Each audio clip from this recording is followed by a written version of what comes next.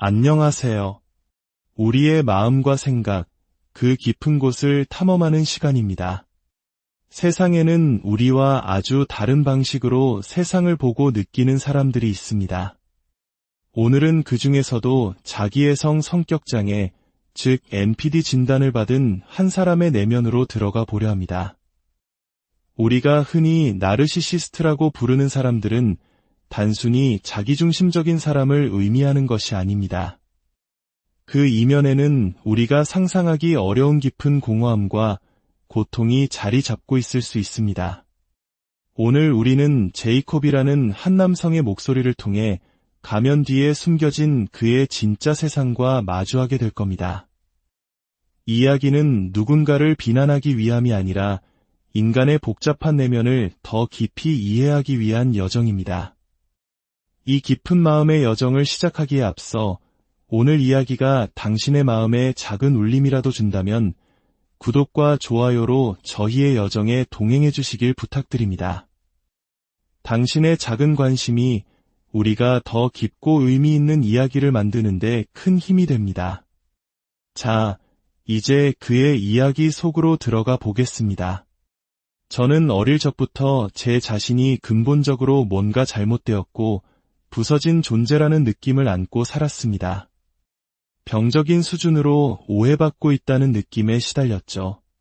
미디어나 영화에서 묘사되는 나르시시스트의 모습은 글쎄요, 제가 나쁜 사람인 건 맞지만 그런 괴물은 아니거든요. 사람들은 제게 묻습니다. 왜 스스로를 나쁜 사람이라고 생각하냐고. 참 이상한 질문이에요. 제 행동들은 그 순간에는 전부 정당하게 느껴졌거든요. 그렇게 나쁜 짓이 아니라고 혹은 그럴 만한 이유가 있었다고 합리화했죠. 하지만 그런 합리화와는 별개로 아주 어릴 때부터 제 존재 자체가 잘못되었다는 느낌, 부서지고 수치스럽다는 감각은 늘 저와 함께였습니다. 제가 다른 사람들과 뭔가 다르다고 처음 느꼈던 순간은 아마 12살이 채 되지 않았을 때였을 겁니다. 이모의 장례식에 가족과 함께 갔을 때의 일입니다. 저는 장례식 내내 사람들이 격하게 감정을 표출하는 모습에 짜증이 났습니다. 제 머릿속에는 두 가지 생각뿐이었어요. 첫째, 저 사람들은 관심을 받으려고 저러는 것이다. 둘째, 혹은 슬퍼해야 한다는 의무감 때문에 연기하는 것이다. 두 가지 모두 제게는 가식적이고 연극처럼 느껴졌습니다. 그리고 집으로 돌아오는 차 안에서 어머니는 계속해서 슬픔을 표현하셨습니다. 이모가 떠나다니 믿을 수 없어. 처음엔 속으로 생각했죠. 아직도 저 연기를 계속하고 있네. 하지만 그 순간 머릿속에서 무언가 딸깍하고 맞아 들어가는 느낌이 들었습니다. 어쩌면 저게 정상적인 반응일지도 몰라. 어쩌면 이상한 건 내가 아닐까. 그것이 제가 다른 사람들과 다르다는 것을 처음으로 선명하게 인식한 순간이었습니다. 물론 그 깨달음은 하루 이틀 정도 생각하다가 금방 잊어버렸습니다. 하지만 그 다르다는 감각 자체는 제 삶 내내 파도처럼 밀려왔습니다. 강렬하게 깨달았다가 다시 수면 아래로 가라앉히고 애써 외면하는 과정의 반복이었죠.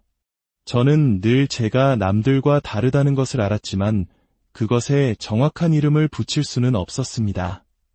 그저 내가 다른 사람들보다 똑똑해서 그럴 거야라고 생각하며 넘겨버렸죠. 그렇게 다름을 인지한 순간부터 저는 제 행동을 계산하기 시작했습니다. 슬퍼야 하는 상황에서는 슬픈 표정을 짓고 기뻐해야 할 때는 기쁜 척을 했습니다. 다른 사람들이 슬퍼하는 모습을 보며 저 사람들도 나처럼 슬픔을 연기해야 한다고 느끼는구나라고 착각했습니다. 제게는 그것이 당연한 일이었으니까요.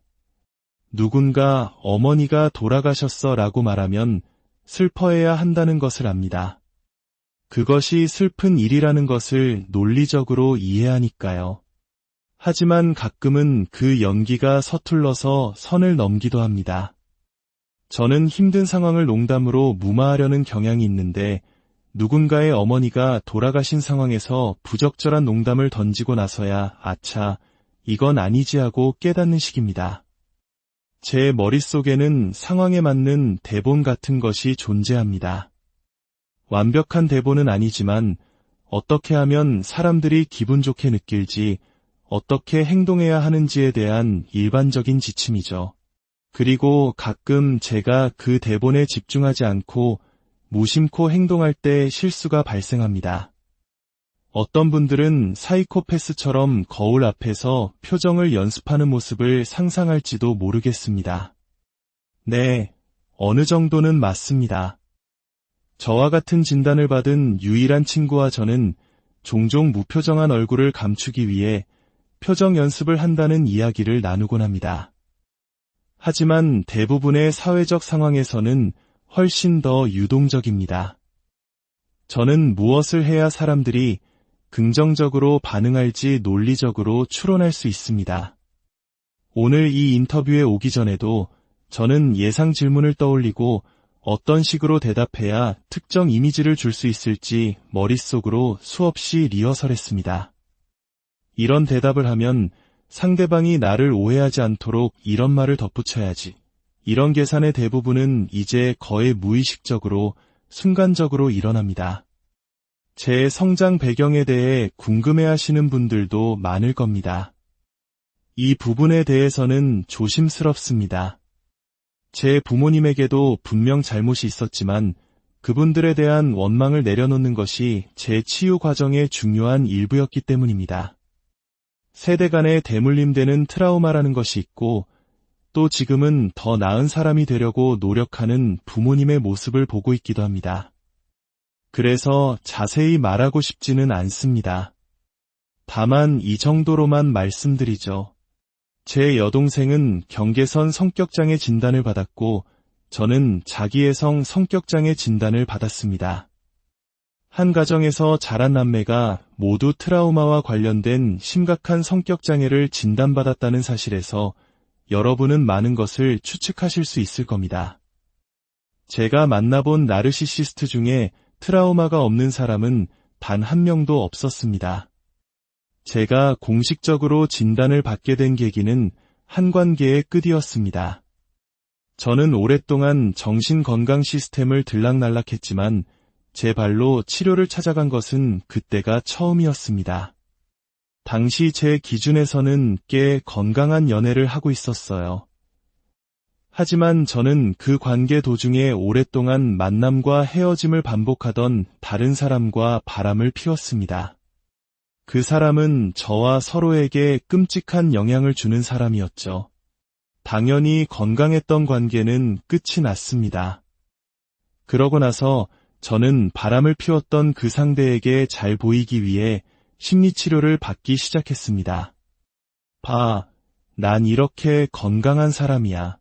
심리치료도 받는 남자라고. 하지만 그녀 역시 곧 제 곁을 떠났고 저는 홀로 남겨졌습니다. 문득 이런 생각이 들더군요.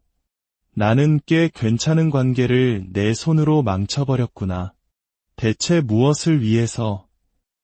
내가 왜 그랬을까? 이 질문은 평생 저를 따라다닌 질문이었습니다. 그렇게 치료를 계속하기로 결심했고 제 치료사가 저를 진단하기까지는 아마 2년이 더 걸렸을 겁니다. 그 당시 저는 거만한 태도가 원하는 반응을 얻지 못한다는 것을 배운 상태였습니다. 그래서 아주 겸손하고 친절한 사람인 척 연기했죠. 제 속마음, 즉 세상 사람들은 다 멍청이야 같은 생각은 절대 밖으로 꺼내지 않았습니다. 그러던 어느 날 치료사는 제가 어릴 적 겪었던 일들에 대해 더 깊이 파고들기 시작했습니다. 저는 방어적이 되었고 결국 폭발하고 말았습니다. 솔직히 말해서 제가 왜 그런 일을 겪어야 했는지 모르겠어요. 저는 다른 모든 사람들보다 훨씬 나은 사람인데 말이죠. 그 말을 내뱉는 순간 저와 치료사 사이에 정적이 흘렀습니다. 마치 서로가 동시에 깨달은 것 같았죠. 이거였구나. 그제야 모든 조각들이 맞춰지기 시작했습니다. 이제 제 내면의 가장 깊은 곳, 바로 공허함에 대해 이야기해 보겠습니다. 저는 얼마 전 소셜미디어에 이런 영상을 올렸습니다. 사람들이 제게 텅 비었다는 게 무슨 뜻이야? 라고 물을 때마다 저는 속으로 이렇게 생각합니다. 그러면 텅 비지 않았다는 건 대체 어떤 느낌인데, 제게 공허함은 너무나 당연한 상태입니다. 저는 제 자신이 마치 다른 사람들에게서 훔쳐온 특성들을 덕지덕지 기워 붙여 만든 누더기 인형처럼 느껴집니다. 그저 사람을 닮은 껍데기일 뿐이죠. 가끔은 그냥 죽어있는 것 같은 느낌이 듭니다. 가슴이 대부분 텅 비어있는 것 같아요. 그냥 그게 현실입니다. 다른 사람들이 강렬한 긍정적 감정을 느끼고 서로 교감할 때 그 모든 감정들이 제 안으로 들어와 그냥 죽어버리는 것 같습니다. 무언가 중요한 것이 빠져 있다는 느낌. 그리고 아주 드물게 익숙하지 않은 감정을 느끼게 되면 그 감정은 너무나 불편하고 고통스럽습니다. 차라리 익숙하고 안전한 공허함이 낫죠.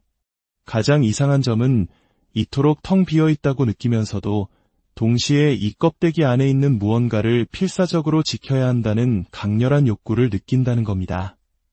마치 제 안에 아무도 봐서는 안 될 깊고 역겨운 무언가가 들어있는 것 같아요. 외부의 어떤 침입으로부터도 그것을 지켜내야만 합니다.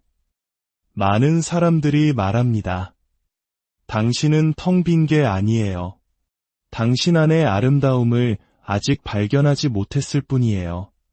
당신의 진짜 자아를 만나지 못해서 그래요. 그들이 좋은 의도로 하는 말이라는 거랍니다. 하지만 그럴 때마다 저는 깊은 좌절감을 느낍니다. 이해받지 못한다는 느낌, 그리고 혼란스러움. 사람들은 내면 아이를 이야기하지만 제 내면 아이는 죽은 지 오래입니다. 저는 가면을 쓰고 있는 게 아닙니다. 제가 바로 가면 그 자체입니다. 이 가면이 가짜라는 것을 압니다. 저 자신이 가짜처럼 느껴집니다. 하지만 그게 전부입니다. 그게 남은 전부예요. 모든 것이 가짜처럼 느껴집니다. 그래서 가끔 술에 취하면 그 가짜 같은 느낌에서 잠시나마 벗어날 수 있을 거라 기대하곤 했습니다. 마치 술이 제 안에 진실한 무언가를 끄집어내 줄 것처럼요.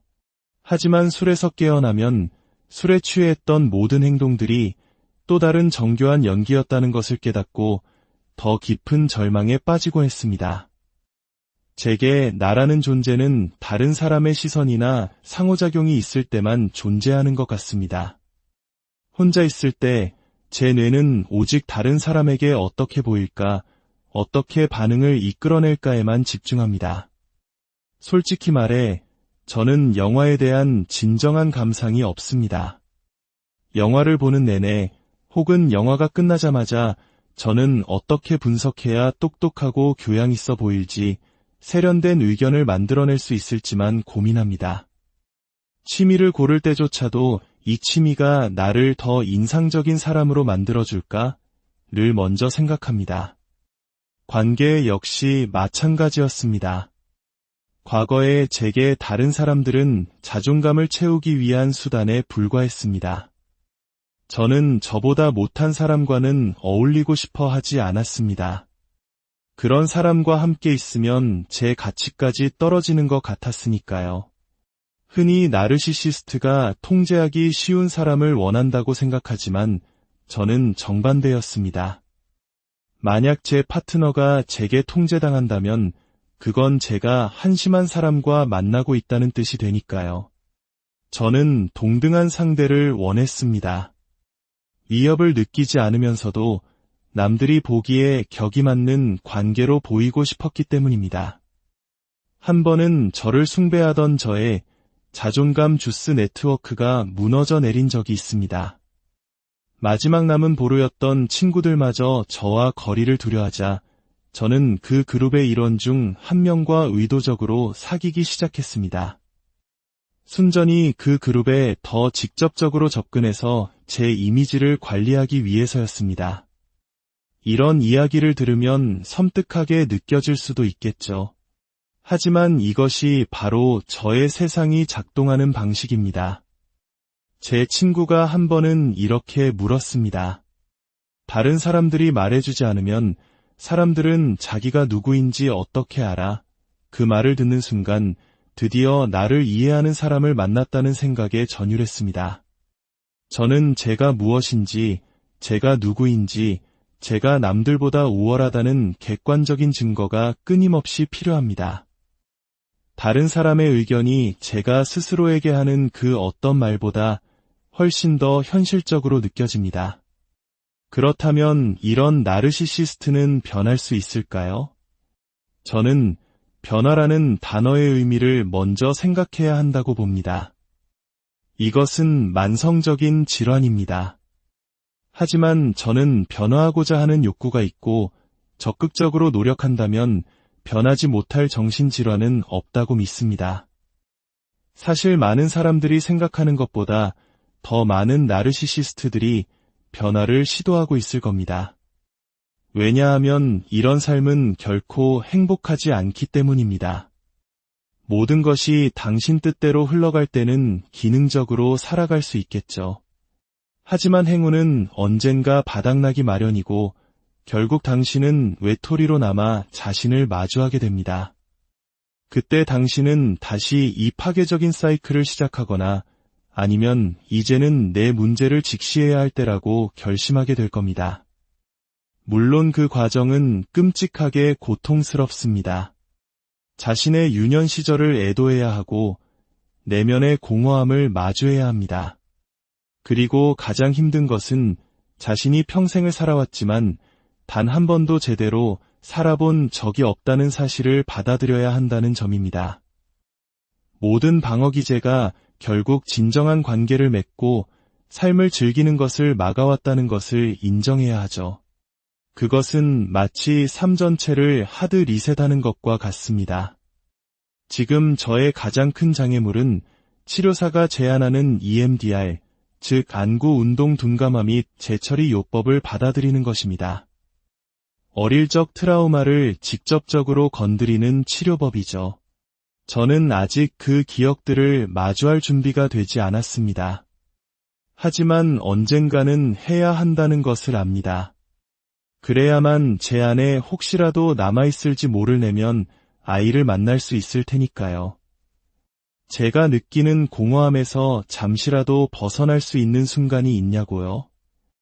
아마도 과대망상적인 흥분 상태에 빠졌을 때일 겁니다.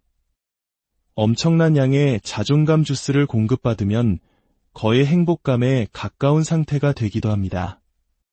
하지만 그게 정말로 속이 채워지는 느낌인지 아니면 그저 공허함으로부터의 일시적인 도피나 주의 분산인지는 확실하지 않습니다. 저는 후자에 가깝다고 생각합니다. 사람들이 NPD에 대해 가장 오해하는 것은 이것이 선택의 문제가 아니라는 점입니다. 그리고 이런 상태로 살아가는 것이 결코 즐겁지 않다는 사실입니다. 자기애성 성격장애를 가진 사람에게 상처받은 분들에게는 듣기 힘든 말이겠지만 그들의 행동은 대부분 당신을 개인적으로 겨냥한 것이 아니었을 가능성이 높습니다. 당신은 그저 그 사람이 자신의 고통과 싸우는 과정에 그 자리에 있었을 뿐입니다. 이것이 그들의 행동을 정당화하지는 않지만 어쩌면 이 사실이 당신의 상처를 이해하는데 조금이나마 도움이 될지도 모릅니다. 오늘 이 이야기는 한 사람의 깊고 어두운 내면을 들여다보는 창이었습니다. 그의 고백은 우리에게 자기애성 성격장애가 단순한 악이나 이기심이 아니라 트라우마가 만들어낸 필사적인 방어기제이자 스스로를 가두는 감옥일 수 있음을 보여줍니다. 이 이야기가 해로운 행동에 대한 면죄부를 주려는 것은 아닙니다.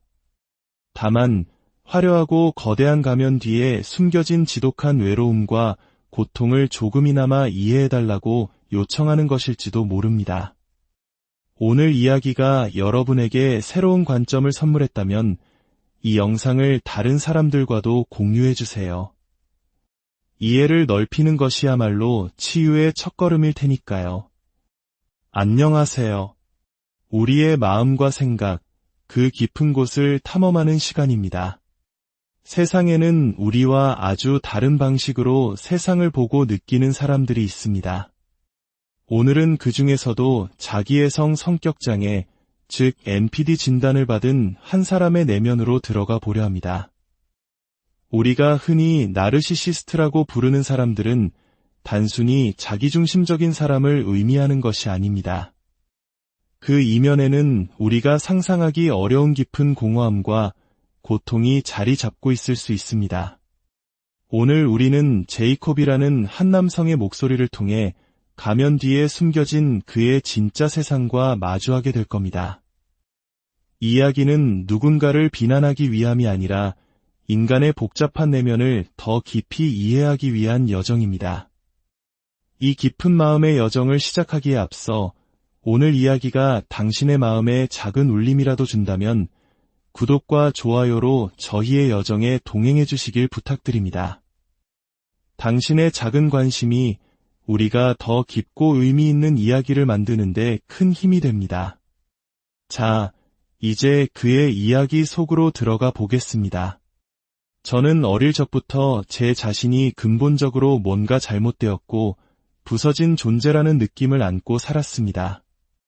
병적인 수준으로 오해받고 있다는 느낌에 시달렸죠. 미디어나 영화에서 묘사되는 나르시시스트의 모습은 글쎄요, 제가 나쁜 사람인 건 맞지만 그런 괴물은 아니거든요. 사람들은 제게 묻습니다. 왜 스스로를 나쁜 사람이라고 생각하냐고. 참 이상한 질문이에요. 제 행동들은 그 순간에는 전부 정당하게 느껴졌거든요.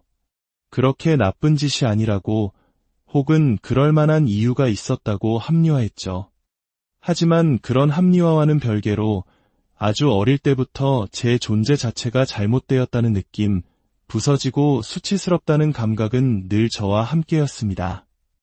제가 다른 사람들과 뭔가 다르다고 처음 느꼈던 순간은 아마 12살이 채 되지 않았을 때였을 겁니다. 이모의 장례식에 가족과 함께 갔을 때의 일입니다. 저는 장례식 내내 사람들이 격하게 감정을 표출하는 모습에 짜증이 났습니다. 제 머릿속에는 두 가지 생각뿐이었어요. 첫째, 저 사람들은 관심을 받으려고 저러는 것이다. 둘째, 혹은 슬퍼해야 한다는 의무감 때문에 연기하는 것이다. 두 가지 모두 제게는 가식적이고 연극처럼 느껴졌습니다. 그리고 집으로 돌아오는 차 안에서 어머니는 계속해서 슬픔을 표현하셨습니다. 이모가 떠나다니 믿을 수 없어. 처음엔 속으로 생각했죠. 아직도 저 연기를 계속하고 있네. 하지만 그 순간 머릿속에서 무언가 딸깍하고 맞아 들어가는 느낌이 들었습니다. 어쩌면 저게 정상적인 반응일지도 몰라. 어쩌면 이상한 건 내가 아닐까. 그것이 제가 다른 사람들과 다르다는 것을 처음으로 선명하게 인식한 순간이었습니다. 물론 그 깨달음은 하루 이틀 정도 생각하다가 금방 잊어버렸습니다. 하지만 그 다르다는 감각 자체는 제 삶 내내 파도처럼 밀려왔습니다.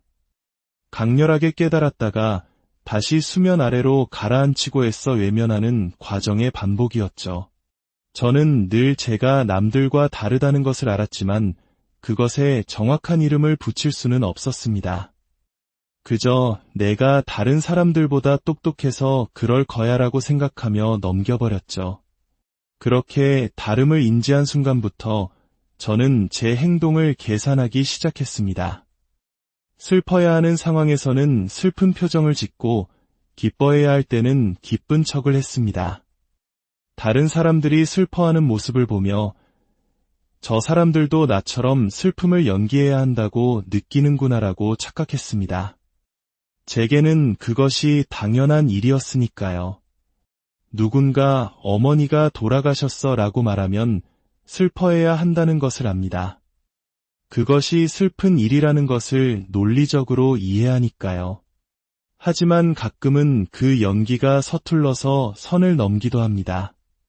저는 힘든 상황을 농담으로 무마하려는 경향이 있는데 누군가의 어머니가 돌아가신 상황에서 부적절한 농담을 던지고 나서야 아차, 이건 아니지 하고 깨닫는 식입니다. 제 머릿속에는 상황에 맞는 대본 같은 것이 존재합니다. 완벽한 대본은 아니지만 어떻게 하면 사람들이 기분 좋게 느낄지, 어떻게 행동해야 하는지에 대한 일반적인 지침이죠. 그리고 가끔 제가 그 대본에 집중하지 않고 무심코 행동할 때 실수가 발생합니다. 어떤 분들은 사이코패스처럼 거울 앞에서 표정을 연습하는 모습을 상상할지도 모르겠습니다. 네, 어느 정도는 맞습니다. 저와 같은 진단을 받은 유일한 친구와 저는 종종 무표정한 얼굴을 감추기 위해 표정 연습을 한다는 이야기를 나누곤 합니다. 하지만 대부분의 사회적 상황에서는 훨씬 더 유동적입니다. 저는 무엇을 해야 사람들이 긍정적으로 반응할지 논리적으로 추론할 수 있습니다. 오늘 이 인터뷰에 오기 전에도 저는 예상 질문을 떠올리고 어떤 식으로 대답해야 특정 이미지를 줄 수 있을지 머릿속으로 수없이 리허설했습니다. 이런 대답을 하면 상대방이 나를 오해하지 않도록 이런 말을 덧붙여야지. 이런 계산의 대부분은 이제 거의 무의식적으로, 순간적으로 일어납니다. 제 성장 배경에 대해 궁금해하시는 분들도 많을 겁니다. 이 부분에 대해서는 조심스럽습니다. 제 부모님에게도 분명 잘못이 있었지만 그분들에 대한 원망을 내려놓는 것이 제 치유 과정의 중요한 일부였기 때문입니다. 세대 간의 대물림되는 트라우마라는 것이 있고 또 지금은 더 나은 사람이 되려고 노력하는 부모님의 모습을 보고 있기도 합니다. 그래서 자세히 말하고 싶지는 않습니다. 다만 이 정도로만 말씀드리죠. 제 여동생은 경계선 성격장애 진단을 받았고 저는 자기애성 성격장애 진단을 받았습니다. 한 가정에서 자란 남매가 모두 트라우마와 관련된 심각한 성격장애를 진단받았다는 사실에서 여러분은 많은 것을 추측하실 수 있을 겁니다. 제가 만나본 나르시시스트 중에 트라우마가 없는 사람은 단 한 명도 없었습니다. 제가 공식적으로 진단을 받게 된 계기는 한 관계의 끝이었습니다. 저는 오랫동안 정신건강 시스템을 들락날락했지만 제 발로 치료를 찾아간 것은 그때가 처음이었습니다. 당시 제 기준에서는 꽤 건강한 연애를 하고 있었어요. 하지만 저는 그 관계 도중에 오랫동안 만남과 헤어짐을 반복하던 다른 사람과 바람을 피웠습니다. 그 사람은 저와 서로에게 끔찍한 영향을 주는 사람이었죠. 당연히 건강했던 관계는 끝이 났습니다. 그러고 나서 저는 바람을 피웠던 그 상대에게 잘 보이기 위해 심리치료를 받기 시작했습니다. 난 이렇게 건강한 사람이야. 심리치료도 받는 남자라고. 하지만 그녀 역시 곧 제 곁을 떠났고 저는 홀로 남겨졌습니다. 문득 이런 생각이 들더군요. 나는 꽤 괜찮은 관계를 내 손으로 망쳐버렸구나. 대체 무엇을 위해서? 내가 왜 그랬을까? 이 질문은 평생 저를 따라다닌 질문이었습니다. 그렇게 치료를 계속하기로 결심했고 제 치료사가 저를 진단하기까지는 아마 2년이 더 걸렸을 겁니다. 그 당시 저는 거만한 태도가 원하는 반응을 얻지 못한다는 것을 배운 상태였습니다. 그래서 아주 겸손하고 친절한 사람인 척 연기했죠. 제 속마음, 즉 세상 사람들은 다 멍청이야 같은 생각은 절대 밖으로 꺼내지 않았습니다. 그러던 어느 날 치료사는 제가 어릴 적 겪었던 일들에 대해 더 깊이 파고들기 시작했습니다. 저는 방어적이 되었고 결국 폭발하고 말았습니다. 솔직히 말해서 제가 왜 그런 일을 겪어야 했는지 모르겠어요. 저는 다른 모든 사람들보다 훨씬 나은 사람인데 말이죠. 그 말을 내뱉는 순간 저와 치료사 사이에 정적이 흘렀습니다. 마치 서로가 동시에 깨달은 것 같았죠. 아, 이거였구나. 그제야 모든 조각들이 맞춰지기 시작했습니다. 이제 제 내면의 가장 깊은 곳, 바로 공허함에 대해 이야기해 보겠습니다. 저는 얼마 전 소셜미디어에 이런 영상을 올렸습니다. 사람들이 제게 텅 비었다는 게 무슨 뜻이야? 라고 물을 때마다 저는 속으로 이렇게 생각합니다. 그러면 텅 비지 않았다는 건 대체 어떤 느낌인데, 제게 공허함은 너무나 당연한 상태입니다. 저는 제 자신이 마치 다른 사람들에게서 훔쳐온 특성들을 덕지덕지 기워 붙여 만든 누더기 인형처럼 느껴집니다. 그저 사람을 닮은 껍데기일 뿐이죠. 가끔은 그냥 죽어있는 것 같은 느낌이 듭니다. 가슴이 대부분 텅 비어있는 것 같아요. 그냥 그게 현실입니다. 다른 사람들이 강렬한 긍정적 감정을 느끼고 서로 교감할 때 그 모든 감정들이 제 안으로 들어와 그냥 죽어버리는 것 같습니다. 무언가 중요한 것이 빠져 있다는 느낌. 그리고 아주 드물게 익숙하지 않은 감정을 느끼게 되면 그 감정은 너무나 불편하고 고통스럽습니다. 차라리 익숙하고 안전한 공허함이 낫죠. 가장 이상한 점은 이토록 텅 비어 있다고 느끼면서도 동시에 이 껍데기 안에 있는 무언가를 필사적으로 지켜야 한다는 강렬한 욕구를 느낀다는 겁니다. 마치 제 안에 아무도 봐서는 안 될 깊고 역겨운 무언가가 들어있는 것 같아요. 외부의 어떤 침입으로부터도 그것을 지켜내야만 합니다. 많은 사람들이 말합니다. 당신은 텅 빈 게 아니에요. 당신 안의 아름다움을 아직 발견하지 못했을 뿐이에요. 당신의 진짜 자아를 만나지 못해서 그래요. 그들이 좋은 의도로 하는 말이라는 거랍니다. 하지만 그럴 때마다 저는 깊은 좌절감을 느낍니다. 이해받지 못한다는 느낌, 그리고 혼란스러움. 사람들은 내면 아이를 이야기하지만 제 내면 아이는 죽은 지 오래입니다. 저는 가면을 쓰고 있는 게 아닙니다. 제가 바로 가면 그 자체입니다. 이 가면이 가짜라는 것을 압니다. 저 자신이 가짜처럼 느껴집니다. 하지만 그게 전부입니다. 그게 남은 전부예요. 모든 것이 가짜처럼 느껴집니다. 그래서 가끔 술에 취하면 그 가짜 같은 느낌에서 잠시나마 벗어날 수 있을 거라 기대하곤 했습니다. 마치 술이 제 안에 진실한 무언가를 끄집어내 줄 것처럼요. 하지만 술에서 깨어나면 술에 취했던 모든 행동들이 또 다른 정교한 연기였다는 것을 깨닫고 더 깊은 절망에 빠지곤 했습니다. 제게 나라는 존재는 다른 사람의 시선이나 상호작용이 있을 때만 존재하는 것 같습니다. 혼자 있을 때 제 뇌는 오직 다른 사람에게 어떻게 보일까, 어떻게 반응을 이끌어낼까에만 집중합니다. 솔직히 말해 저는 영화에 대한 진정한 감상이 없습니다. 영화를 보는 내내 혹은 영화가 끝나자마자 저는 어떻게 분석해야 똑똑하고 교양 있어 보일지 세련된 의견을 만들어낼 수 있을지만 고민합니다. 취미를 고를 때조차도 이 취미가 나를 더 인상적인 사람으로 만들어줄까?를 먼저 생각합니다. 관계 역시 마찬가지였습니다. 과거에 제게 다른 사람들은 자존감을 채우기 위한 수단에 불과했습니다. 저는 저보다 못한 사람과는 어울리고 싶어 하지 않았습니다. 그런 사람과 함께 있으면 제 가치까지 떨어지는 것 같았으니까요. 흔히 나르시시스트가 통제하기 쉬운 사람을 원한다고 생각하지만 저는 정반대였습니다. 만약 제 파트너가 제게 통제당한다면 그건 제가 한심한 사람과 만나고 있다는 뜻이 되니까요. 저는 동등한 상대를 원했습니다. 위협을 느끼지 않으면서도 남들이 보기에 격이 맞는 관계로 보이고 싶었기 때문입니다.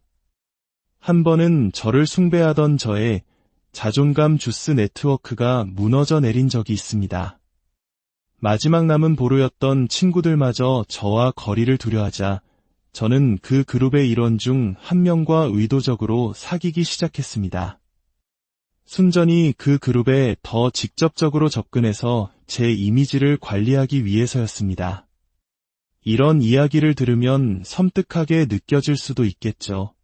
하지만 이것이 바로 저의 세상이 작동하는 방식입니다. 제 친구가 한 번은 이렇게 물었습니다. 다른 사람들이 말해주지 않으면 사람들은 자기가 누구인지 어떻게 알아? 그 말을 듣는 순간 드디어 나를 이해하는 사람을 만났다는 생각에 전율했습니다. 저는 제가 무엇인지, 제가 누구인지, 제가 남들보다 우월하다는 객관적인 증거가 끊임없이 필요합니다. 다른 사람의 의견이 제가 스스로에게 하는 그 어떤 말보다 훨씬 더 현실적으로 느껴집니다. 그렇다면 이런 나르시시스트는 변할 수 있을까요? 저는 변화라는 단어의 의미를 먼저 생각해야 한다고 봅니다. 이것은 만성적인 질환입니다.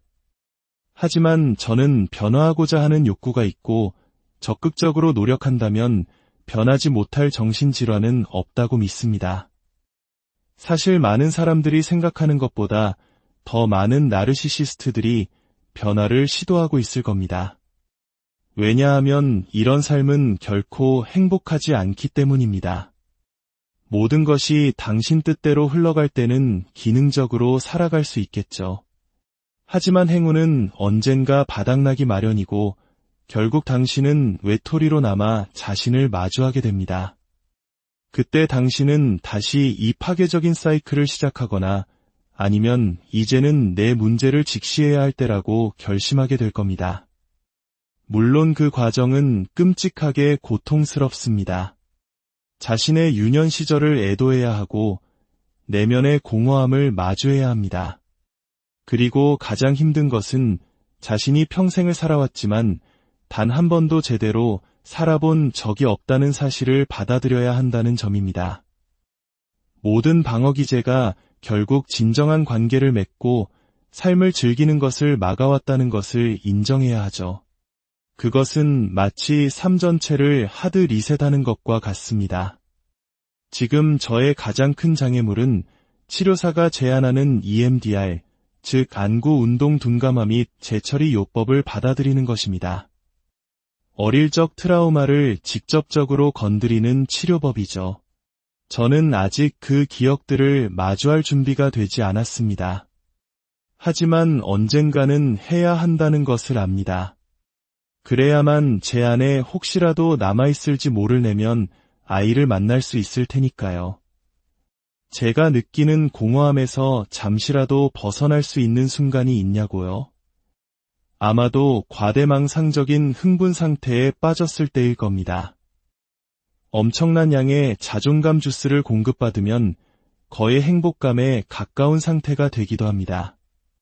하지만 그게 정말로 속이 채워지는 느낌인지 아니면 그저 공허함으로부터의 일시적인 도피나 주의 분산인지는 확실하지 않습니다. 저는 후자에 가깝다고 생각합니다. 사람들이 NPD에 대해 가장 오해하는 것은 이것이 선택의 문제가 아니라는 점입니다. 그리고 이런 상태로 살아가는 것이 결코 즐겁지 않다는 사실입니다. 자기애성 성격장애를 가진 사람에게 상처받은 분들에게는 듣기 힘든 말이겠지만 그들의 행동은 대부분 당신을 개인적으로 겨냥한 것이 아니었을 가능성이 높습니다. 당신은 그저 그 사람이 자신의 고통과 싸우는 과정에 그 자리에 있었을 뿐입니다. 이것이 그들의 행동을 정당화하지는 않지만 어쩌면 이 사실이 당신의 상처를 이해하는데 조금이나마 도움이 될지도 모릅니다. 오늘 이 이야기는 한 사람의 깊고 어두운 내면을 들여다보는 창이었습니다. 그의 고백은 우리에게 자기애성 성격장애가 단순한 악이나 이기심이 아니라 트라우마가 만들어낸 필사적인 방어기제이자 스스로를 가두는 감옥일 수 있음을 보여줍니다. 이 이야기가 해로운 행동에 대한 면죄부를 주려는 것은 아닙니다. 다만 화려하고 거대한 가면 뒤에 숨겨진 지독한 외로움과 고통을 조금이나마 이해해달라고 요청하는 것일지도 모릅니다. 오늘 이야기가 여러분에게 새로운 관점을 선물했다면 이 영상을 다른 사람들과도 공유해주세요. 이해를 넓히는 것이야말로 치유의 첫걸음일 테니까요. 안녕하세요. 우리의 마음과 생각, 그 깊은 곳을 탐험하는 시간입니다. 세상에는 우리와 아주 다른 방식으로 세상을 보고 느끼는 사람들이 있습니다. 오늘은 그 중에서도 자기애성 성격장애, 즉 NPD 진단을 받은 한 사람의 내면으로 들어가 보려 합니다. 우리가 흔히 나르시시스트라고 부르는 사람들은 단순히 자기중심적인 사람을 의미하는 것이 아닙니다. 그 이면에는 우리가 상상하기 어려운 깊은 공허함과 고통이 자리 잡고 있을 수 있습니다. 오늘 우리는 제이콥이라는 한 남성의 목소리를 통해 가면 뒤에 숨겨진 그의 진짜 세상과 마주하게 될 겁니다. 이야기는 누군가를 비난하기 위함이 아니라 인간의 복잡한 내면을 더 깊이 이해하기 위한 여정입니다. 이 깊은 마음의 여정을 시작하기에 앞서 오늘 이야기가 당신의 마음에 작은 울림이라도 준다면 구독과 좋아요로 저희의 여정에 동행해 주시길 부탁드립니다. 당신의 작은 관심이 우리가 더 깊고 의미 있는 이야기를 만드는데 큰 힘이 됩니다. 자, 이제 그의 이야기 속으로 들어가 보겠습니다. 저는 어릴 적부터 제 자신이 근본적으로 뭔가 잘못되었고 부서진 존재라는 느낌을 안고 살았습니다. 병적인 수준으로 오해받고 있다는 느낌에 시달렸죠. 미디어나 영화에서 묘사되는 나르시시스트의 모습은 글쎄요, 제가 나쁜 사람인 건 맞지만 그런 괴물은 아니거든요. 사람들은 제게 묻습니다. 왜 스스로를 나쁜 사람이라고 생각하냐고. 참 이상한 질문이에요. 제 행동들은 그 순간에는 전부 정당하게 느껴졌거든요. 그렇게 나쁜 짓이 아니라고 혹은 그럴 만한 이유가 있었다고 합리화했죠. 하지만 그런 합리화와는 별개로 아주 어릴 때부터 제 존재 자체가 잘못되었다는 느낌, 부서지고 수치스럽다는 감각은 늘 저와 함께였습니다. 제가 다른 사람들과 뭔가 다르다고 처음 느꼈던 순간은 아마 12살이 채 되지 않았을 때였을 겁니다. 이모의 장례식에 가족과 함께 갔을 때의 일입니다. 저는 장례식 내내 사람들이 격하게 감정을 표출하는 모습에 짜증이 났습니다. 제 머릿속에는 두 가지 생각뿐이었어요. 첫째, 저 사람들은 관심을 받으려고 저러는 것이다. 둘째, 혹은 슬퍼해야 한다는 의무감 때문에 연기하는 것이다. 두 가지 모두 제게는 가식적이고 연극처럼 느껴졌습니다. 그리고 집으로 돌아오는 차 안에서 어머니는 계속해서 슬픔을 표현하셨습니다. 이모가 떠나다니 믿을 수 없어. 처음엔 속으로 생각했죠. 아직도 저 연기를 계속하고 있네. 하지만 그 순간 머릿속에서 무언가 딸깍하고 맞아 들어가는 느낌이 들었습니다. 어쩌면 저게 정상적인 반응일지도 몰라. 어쩌면 이상한 건 내가 아닐까. 그것이 제가 다른 사람들과 다르다는 것을 처음으로 선명하게 인식한 순간이었습니다. 물론 그 깨달음은 하루 이틀 정도 생각하다가 금방 잊어버렸습니다. 하지만 그 다르다는 감각 자체는 제 삶 내내 파도처럼 밀려왔습니다. 강렬하게 깨달았다가 다시 수면 아래로 가라앉히고 애써 외면하는 과정의 반복이었죠. 저는 늘 제가 남들과 다르다는 것을 알았지만 그것에 정확한 이름을 붙일 수는 없었습니다. 그저 내가 다른 사람들보다 똑똑해서 그럴 거야라고 생각하며 넘겨버렸죠. 그렇게 다름을 인지한 순간부터 저는 제 행동을 계산하기 시작했습니다. 슬퍼야 하는 상황에서는 슬픈 표정을 짓고 기뻐해야 할 때는 기쁜 척을 했습니다. 다른 사람들이 슬퍼하는 모습을 보며 저 사람들도 나처럼 슬픔을 연기해야 한다고 느끼는구나라고 착각했습니다. 제게는 그것이 당연한 일이었으니까요. 누군가 어머니가 돌아가셨어 라고 말하면 슬퍼해야 한다는 것을 압니다. 그것이 슬픈 일이라는 것을 논리적으로 이해하니까요. 하지만 가끔은 그 연기가 서툴러서 선을 넘기도 합니다. 저는 힘든 상황을 농담으로 무마하려는 경향이 있는데 누군가의 어머니가 돌아가신 상황에서 부적절한 농담을 던지고 나서야 아차, 이건 아니지 하고 깨닫는 식입니다. 제 머릿속에는 상황에 맞는 대본 같은 것이 존재합니다. 완벽한 대본은 아니지만 어떻게 하면 사람들이 기분 좋게 느낄지, 어떻게 행동해야 하는지에 대한 일반적인 지침이죠. 그리고 가끔 제가 그 대본에 집중하지 않고 무심코 행동할 때 실수가 발생합니다. 어떤 분들은 사이코패스처럼 거울 앞에서 표정을 연습하는 모습을 상상할지도 모르겠습니다. 네, 어느 정도는 맞습니다. 저와 같은 진단을 받은 유일한 친구와 저는 종종 무표정한 얼굴을 감추기 위해 표정 연습을 한다는 이야기를 나누곤 합니다. 하지만 대부분의 사회적 상황에서는 훨씬 더 유동적입니다. 저는 무엇을 해야 사람들이 긍정적으로 반응할지 논리적으로 추론할 수 있습니다. 오늘 이 인터뷰에 오기 전에도 저는 예상 질문을 떠올리고 어떤 식으로 대답해야 특정 이미지를 줄 수 있을지 머릿속으로 수없이 리허설했습니다. 이런 대답을 하면 상대방이 나를 오해하지 않도록 이런 말을 덧붙여야지. 이런 계산의 대부분은 이제 거의 무의식적으로, 순간적으로 일어납니다. 제 성장 배경에 대해 궁금해하시는 분들도 많을 겁니다. 이 부분에 대해서는 조심스럽습니다. 제 부모님에게도 분명 잘못이 있었지만 그분들에 대한 원망을 내려놓는 것이 제 치유 과정의 중요한 일부였기 때문입니다. 세대 간에 대물림되는 트라우마라는 것이 있고 또 지금은 더 나은 사람이 되려고 노력하는 부모님의 모습을 보고 있기도 합니다. 그래서 자세히 말하고 싶지는 않습니다. 다만 이 정도로만 말씀드리죠. 제 여동생은 경계선 성격장애 진단을 받았고 저는 자기애성 성격장애 진단을 받았습니다. 한 가정에서 자란 남매가 모두 트라우마와 관련된 심각한 성격장애를 진단받았다는 사실에서 여러분은 많은 것을 추측하실 수 있을 겁니다. 제가 만나본 나르시시스트 중에 트라우마가 없는 사람은 단 한 명도 없었습니다. 제가 공식적으로 진단을 받게 된 계기는 한 관계의 끝이었습니다.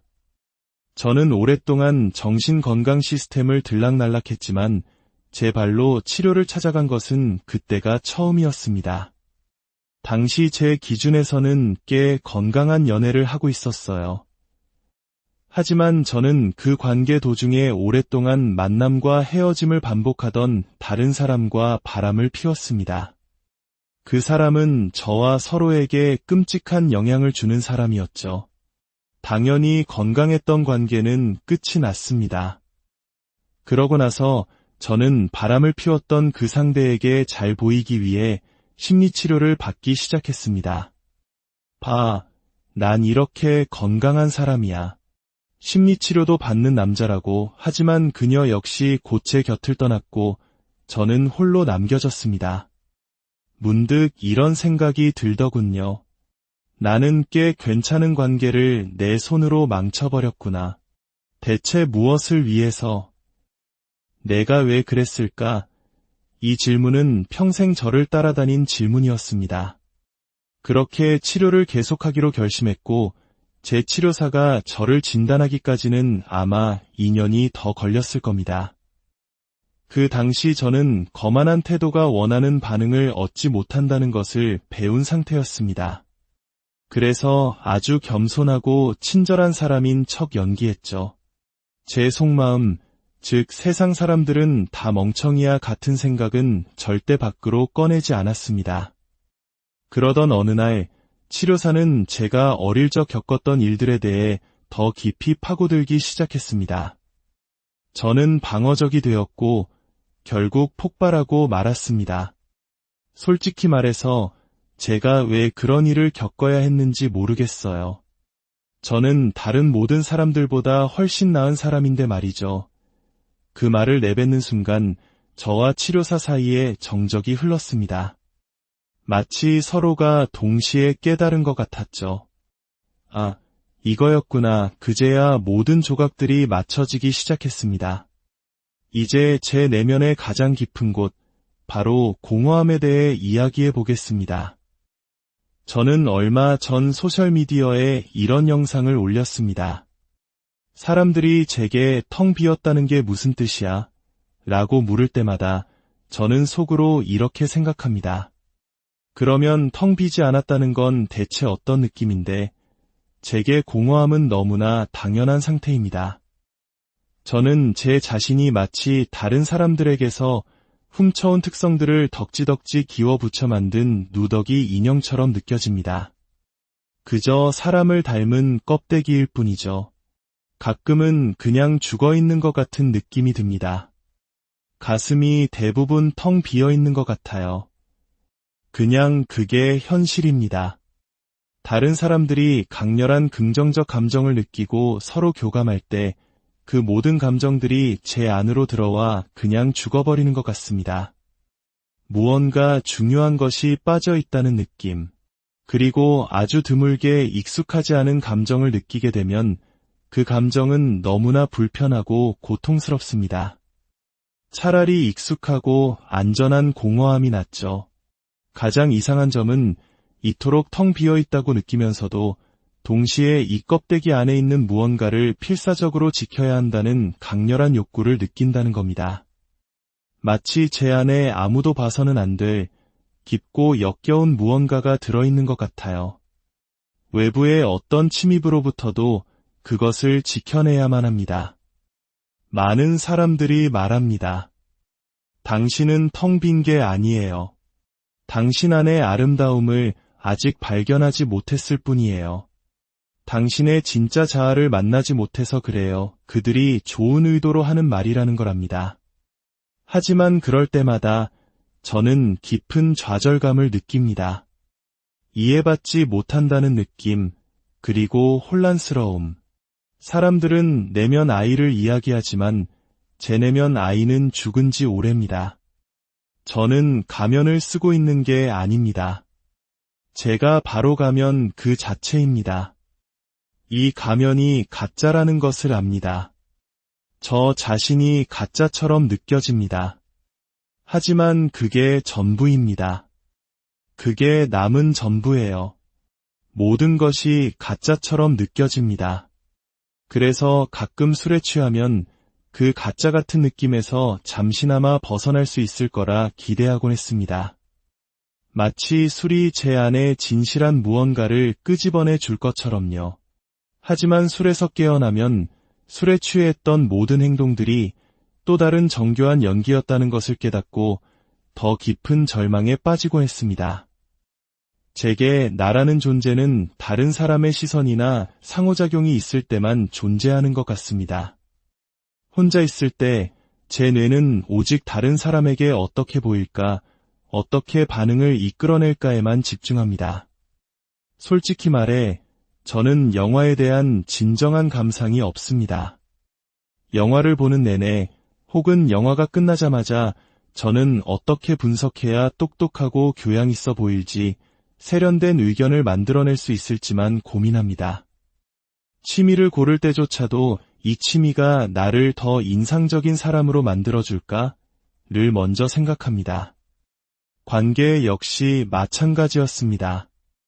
과거에 제게 다른 사람들은 자존감을 채우기 위한 수단에 불과했습니다. 저는 저보다 못한 사람과는 어울리고 싶어 하지 않았습니다. 그런 사람과 함께 있으면 제 가치까지 떨어지는 것 같았으니까요. 흔히 나르시시스트가 통제하기 쉬운 사람을 원한다고 생각하지만 저는 정반대였습니다. 만약 제 파트너가 제게 통제당한다면 그건 제가 한심한 사람과 만나고 있다는 뜻이 되니까요. 저는 동등한 상대를 원했습니다. 위협을 느끼지 않으면서도 남들이 보기에 격이 맞는 관계로 보이고 싶었기 때문입니다. 한 번은 저를 숭배하던 저의 자존감 주스 네트워크가 무너져 내린 적이 있습니다. 마지막 남은 보루였던 친구들마저 저와 거리를 두려하자 저는 그 그룹의 일원 중 한 명과 의도적으로 사귀기 시작했습니다. 순전히 그 그룹에 더 직접적으로 접근해서 제 이미지를 관리하기 위해서였습니다. 이런 이야기를 들으면 섬뜩하게 느껴질 수도 있겠죠. 하지만 이것이 바로 저의 세상이 작동하는 방식입니다. 제 친구가 한 번은 이렇게 물었습니다. 다른 사람들이 말해주지 않으면 사람들은 자기가 누구인지 어떻게 알아? 그 말을 듣는 순간 드디어 나를 이해하는 사람을 만났다는 생각에 전율했습니다. 저는 제가 무엇인지, 제가 누구인지, 제가 남들보다 우월하다는 객관적인 증거가 끊임없이 필요합니다. 다른 사람의 의견이 제가 스스로에게 하는 그 어떤 말보다 훨씬 더 현실적으로 느껴집니다. 그렇다면 이런 나르시시스트는 변할 수 있을까요? 저는 변화라는 단어의 의미를 먼저 생각해야 한다고 봅니다. 이것은 만성적인 질환입니다. 하지만 저는 변화하고자 하는 욕구가 있고 적극적으로 노력한다면 변하지 못할 정신질환은 없다고 믿습니다. 사실 많은 사람들이 생각하는 것보다 더 많은 나르시시스트들이 변화를 시도하고 있을 겁니다. 왜냐하면 이런 삶은 결코 행복하지 않기 때문입니다. 모든 것이 당신 뜻대로 흘러갈 때는 기능적으로 살아갈 수 있겠죠. 하지만 행운은 언젠가 바닥나기 마련이고 결국 당신은 외톨이로 남아 자신을 마주하게 됩니다. 그때 당신은 다시 이 파괴적인 사이클을 시작하거나 아니면 이제는 내 문제를 직시해야 할 때라고 결심하게 될 겁니다. 물론 그 과정은 끔찍하게 고통스럽습니다.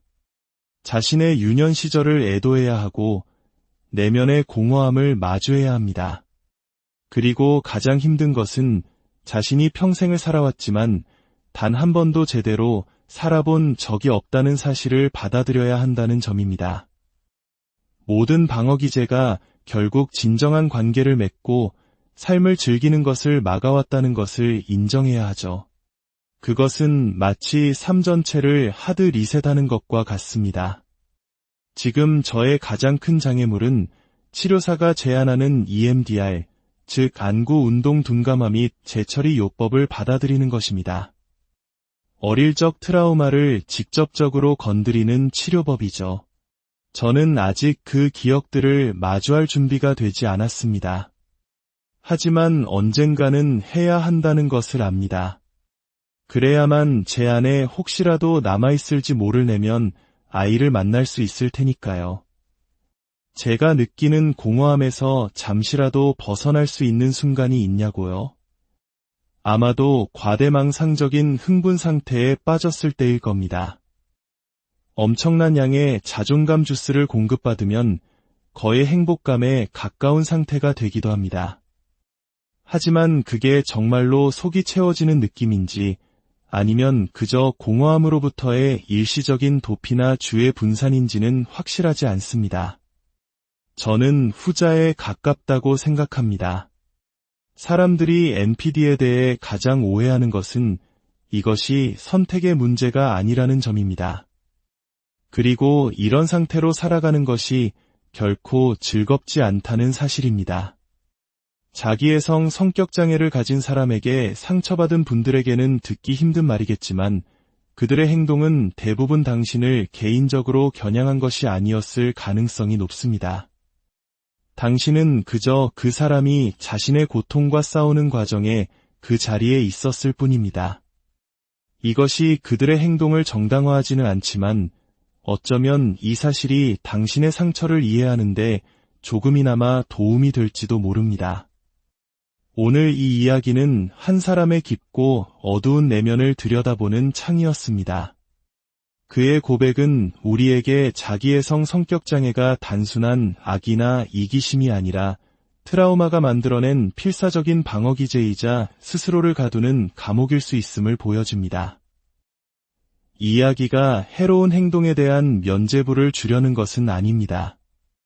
다만 화려하고 거대한 가면 뒤에 숨겨진 지독한 외로움과 고통을 조금이나마 이해해달라고 요청하는 것일지도 모릅니다.